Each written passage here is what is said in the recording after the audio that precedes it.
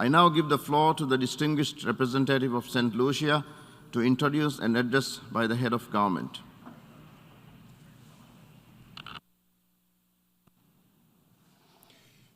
Thank you, Mr. President. Excellencies, I have the distinct honor and privilege to introduce the pre-recorded statement by His Excellency, the Honorable Philip J. Pierre, Prime Minister and Minister for Finance, Economic Development, and the Youth Economy of St. Lucia.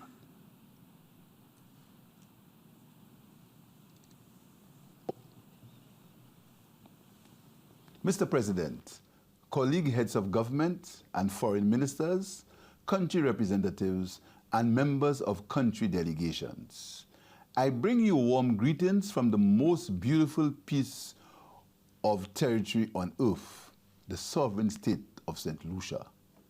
Mr. President, I'm honored to address this body for the first time as the Prime Minister of St. Lucia. It was my privilege to lead my party in the general elections less than 2 months ago, and to have witnessed the people of my country continue to uphold and nurture the deep democratic traditions of our Caribbean by giving my party an overwhelming mandate to govern St. Lucia for the next 5 years. I wish to pledge to the international community that under my leadership, St. Lucia's intention to uphold the highest traditions of universal brotherhood, the pursuit of mutually beneficial goals, respect for all peoples and cultures, and the recognition and respect of the sovereignty of all member states of the United Nations. Mr. President, permit me to join other colleagues in extending congratulations to you on your elevation to the presidency of this vital and crucial catalyst of global development, the United Nations General Assembly. It is our sincere hope and our profound expectation that your tenure will be marked by thoughtful and tangible action given the global challenges that confront us as UN member states, and given that our very lives and continued existence as peoples and as a planet are directly threatened by the issues now confronting us. St. Lucia joined the United Nations in 1979. We have always prided ourselves on our principled positions in matters of foreign policy. If there were any recent doubts about St. Lucia's adherence to these basic principles, I am here to reassure you that St. Lucia subscribes fully to and stands firmly on the principles of non-interference in the internal politics of nations. In pursuit of our sustainable development goals, we shall be, in the words of Barbados independence pioneer and late Prime Minister, the Right Honorable Errol Walton Barrow, friends of all but satellites of none. We shall, as much as possible, engage in foreign policy coordination with our CARICOM and OECS partners, and our relationship shall continue to be based on mutual respect. St. Lucia will not sacrifice these principles on the altar of convenience, short-term and temporary alliances with great powers whose shifting global stances may or may not coincide with St. Lucia's permanent existence on being a mutually respected regional developmental partner. Mr. President, I must confess that our excitement at the opportunity to sensitize the global community to St. Lucia's perspective on the issues before this respected body has been tempered by the frustrating realization that if I may borrow an idiom from one of my fellow CARICOM member states, we are spinning top in mud or we are going around in circles. I say this, Mr. President, because in pursuing the contribution delivered to this body by St. Lucia in 2015, I was struck by the similarity of the concerns raised then to the concerns confronting us today. In 2021, Mr. President, the dates, the names, and the faces have changed, but the issues remain the same. It is not my intention to question the modus operandi of this honorable institution because the evidence confirming the good work of the United Nations is undeniable. However, Mr. President, St. Lucia cannot pretend to be unconcerned by the fact that small island developing states, SIDS, like St. Lucia, continue to suffer from a number of challenges arising out of our smallness, our island existence, our vulnerability to natural disasters, and climate change. However, while we struggle to formulate solutions for these ills, we have been confronted with a novel coronavirus, COVID-19. While its novelty and evolving character is baffling, COVID-19 has enlarged and worsened the issues confronting SIDS. In this sense, Mr. President, we are now being inundated by the new, while still being overwhelmed by the old. Mr. President, we continue to contend with the near impossible balancing act of preserving lives and livelihoods. The insidious nature of the virus has allowed it to sneak across even the most heavily patrolled borders, and St. Lucia has experienced waves of highs and lows in managing this pandemic. In that regard, we extend our deepest gratitude to international institutions such as the COVAX facility and our many bilateral partners such as India and the United States of America for their commitment in ensuring that we in St. Lucia and by extension the Caribbean region were not further disadvantaged by our inability to access vaccines. Mr. President, as we battle this pandemic, there is another global threat that runs parallel to it by the name of misinformation. The governor of St. Lucia has embarked upon a robust education program to encourage our population to get vaccinated, as realistically, this is the only way to reduce, eliminate, and eradicate the risk and restrictions caused by this pandemic and permit us to rebuild our economies and societies stronger.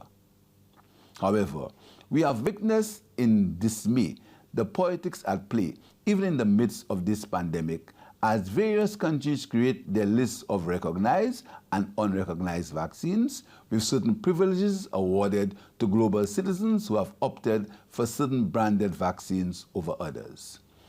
We have witnessed vaccine apartheid in various forms, and not only in terms of production and distribution. Some countries which have stockpiled vaccines are now in the middle of debates about third doses and boosters, while other countries watch helplessly as COVID-19 related deaths continue to rise for want of a jab.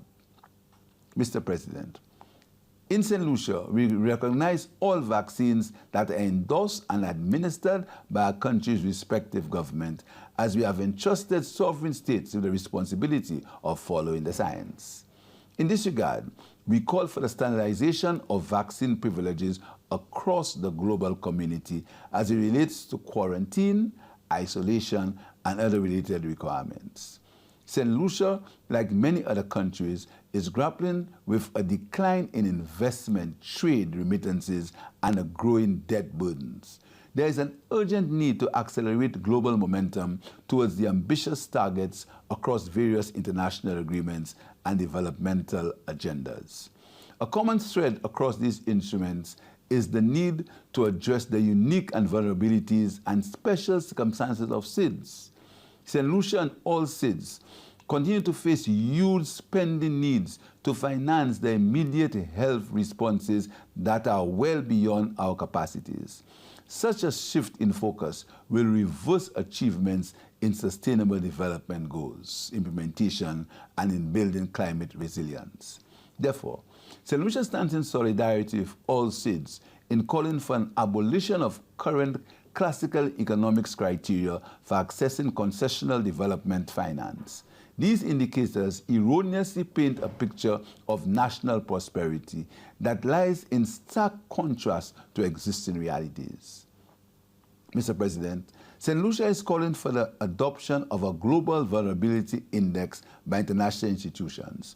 This index should include variables such as vulnerability to adverse weather systems and natural disasters, historical disadvantages arising out of plunder, colonization, and exploitation, and the vagaries of the economic activities which such states depend on for survival. Such a global vulnerability index would ensure that access to concessional development finance is granted based on the criteria that consider the true context of our fragile economies, which are constantly on the threat of regression due to natural, man-made, or political disasters. St. Lucia also calls for immediate measures to safeguard the solvency of SIDS, which have disproportionately affected during the pandemic. These measures must include debt restructuring and write-offs, support to strengthen health systems, more equitable distribution and access to vaccines, and assistance for recovery that meets the demands of the developmental model adopted in the beneficiary country and is consistent with our current socio-economic environment. Mr. President, the pandemic seems to have slowed down everything but the deterioration of our beloved planet Earth. Climate change continues to wreak havoc across all areas of the globe. While COVID-19 now grabs the headlines, it's a fact that the pandemic emerged at a time when the world was already on an unsustainable path towards a 2030 agenda and the Sustainable Development Goals. With less than a decade left to achieve the 2030 agenda, the UN's Decade of Delivery requires urgent and adequate solutions towards salvaging our global living quarters. The resilience we need and the adaptations required system-wide to respond to COVID are directly relevant to the resilience and adaptation required for climate change. It can be argued that the COVID-19 pandemic and the climate change challenge confronts us with an intermeshed problem of symptom as cause and cause as symptom. It provides us a harsh and timely reminder that human health and planetary health are linked. Sadly, Mr. President, the cost of meeting these challenges and undertaking the resilience activities, whether it be for health or climate, is way beyond the financial reach of our small islands. We therefore appeal to all, especially those most able financially, to contribute towards our recovery efforts and to pay their commitments to the adaptation and mitigation funds so that SIDS can benefit. On the eve of COP26, we encourage the larger economies, the often major contributors to greenhouse gases, to honor their financial pledges. This will allow us, the smaller vulnerable economies whose contributions to greenhouse gases are often negligible, the fiscal room to build climate-resilient societies.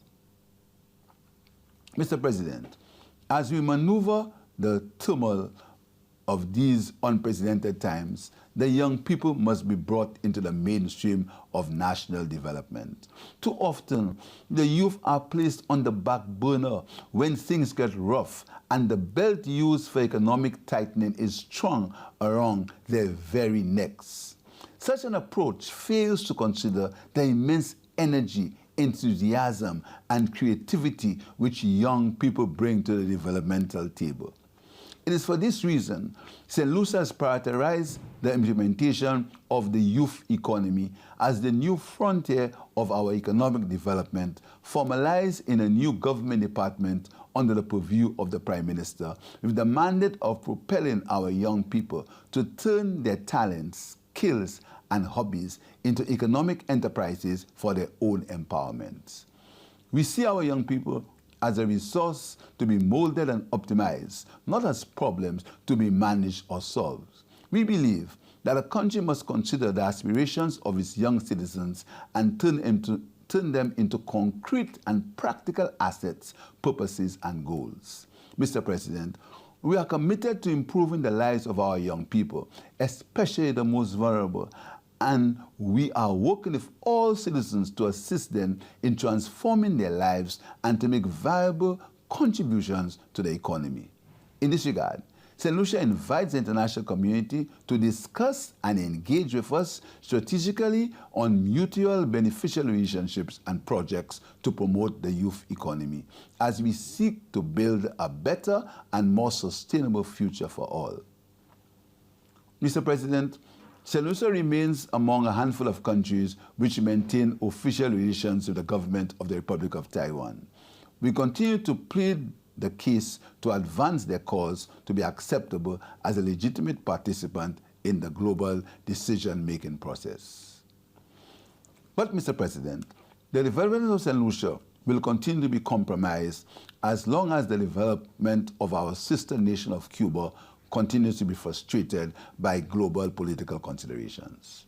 In this regard, Mr. President, St. Lucia encourages a revisiting of the chapter in history not too long ago where diplomatic reconciliation had commenced between the United States of America and the Republic of Cuba under the Obama-Biden administration. In fact, then Vice President Biden was the chief envoy of the United States to Cuba, and it would be a signal achievement if, as president of the Biden-Harris administration, he were to bring his work on Cuba to its logical conclusion with the normalization of relations. Cuba continues to punch above its weight with its humanitarian efforts, playing its part in the global COVID-19 response despite its disadvantaged position in the international community. St. Lucia joins CARICOM and the global community in renewing calls for the United States to normalize its relations with Cuba and for the abolition of the existing embargo, which only serves as a hindrance to economic growth in Cuba and an obstacle to realizing full regional economic integration in the Caribbean. Given Cuba's role in health, education, sports, and social development in our region, the normalization of relations with Cuba means the advancement of development in our entire Caribbean region. And we make this annual call for the normalization of relations with Cuba. St. Lucia wants it to be known that we are speaking to our own development in as much as we are speaking about the betterment of the lives of the Cuban people. At a time when we are experiencing global turmoil, it is important for good sense to prevail and for the world to fully embrace the immense expertise and resources which the Cuban people have to offer. It is more than overdue for us to make right this grave injustice to Cuba that has deliberately cut them off from the global supply chain. The continuation of this embargo in 2021 is unconscionable. Mr. President, the situation in Venezuela concerns St. Lucia tremendously. As one of the first nations to establish diplomatic relations with St. Lucia after we gained independence in 1979, and as a beneficiary of Venezuelan economic cooperation, St. Lucia considers Venezuela a loyal and legitimate friend and partner. The virtual economic blockade which has been imposed on the democratically elected government of Venezuela by a few big and powerful countries is unacceptable in this international system. It is even more outrageous that the prominent members of this international system who pride themselves on their democratic traditions have sought to recognize an alternative president who did not even contest elections and who has no political legitimacy whatsoever. Further, the act of seizing and freezing Venezuelan government gold, cash, and assets while preventing access by the Venezuelan people to basic food, medicine, and supplies during this pandemic could quite conceivably qualify as modern-day piracy, economic terrorism, and crimes against humanity.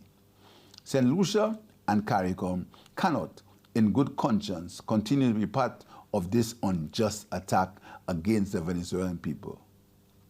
Mr. President, as I conclude, I again call for urgent consideration of the harsh reality and the many and continuing challenges confronting SIDS like St. Lucia. Mr. President, now is the time for change, the time to act, the time to overcome our challenges through global solidarity and mutual assistance. The future of every nation and country is at risk. We need the global economy to work for the 99% and not just the wealthy and powerful 1%. Mr. President, I appeal to the international community to remain focused on working in partnership with SIDS like St. Lucia for the balanced development of the global community. We need the powerful to behave responsibly and cooperate more effectively to enable a more inclusive and sustainable humanity for all and to ensure that no one is left behind. Caribbean countries like ours, which were exploited and underdeveloped to finance the development of Europe, have put forward a case for reparations for slavery and native genocide. And we expect that case to be treated with the seriousness and urgency it deserves. There should be no double standards international system in recognizing and acknowledging and compensating victims of crimes against humanity. And so, St. Lucia urges that the principles which have been applied to other victims of mass slavery and such forms of exploitation be applied with equal force and sincerity and seriousness of purpose to Caribbean nations who suffered more than 3 centuries of slavery and native genocide between 1492 and 1838 by the powers of Europe. St. Lucia fully endorses the stance of the CARICOM Reparations Commission that our reparations movement is a moral, legal, and political response to the crimes against humanity committed during the European imperial project, specifically the genocide against the native population and the trading and enslavement of enchained bodies of Africans. Mr. President, as one of our local laureates, Robert Lee, penned, St. Lucia is a state, not a real estate, not plantation estates. This is an open wound crying out for justice, healing, compassion, and closure, and it continues to fester with every decree or decision of the OECD on such other groupings. If the international system is to work fairly for all nations, wrong cannot continue to be strong, and might cannot continue to be right. Let us therefore return to our core principles of peace, harmony, fairness, tolerance, and non-interference in the internal politics of sovereign states. Let us be guided by the golden cord of mutual respect and universal fraternity, particularly in these perilous times which demand that we recognize our common humanity above anything else. Mr. President, I continue to believe in dialogue, inclusion, fairness, and a common humanity. St. Lucia is confident in your leadership of this august body, and St. Lucia is assured that under our joint effort, we can transform the words of the theme of our meeting into one lived reality, and we will successfully build resilience through hope to recover from COVID-19. We will rebuild sustainably by responding appropriately to the needs of the planet. We respect the rights of all peoples, and we will revitalize the United Nations so that it can reflect the highest, most noble principles upon which it was founded. Mr. President, I end with a verse from Love After Love by Nobel laureate and St. Lucian son, Sir Derek Walcott. The time will come when, with elation, you will greet yourself arriving at your own door, in your own mirror, and each will smile at the other's welcome. We work towards this goal. I thank you.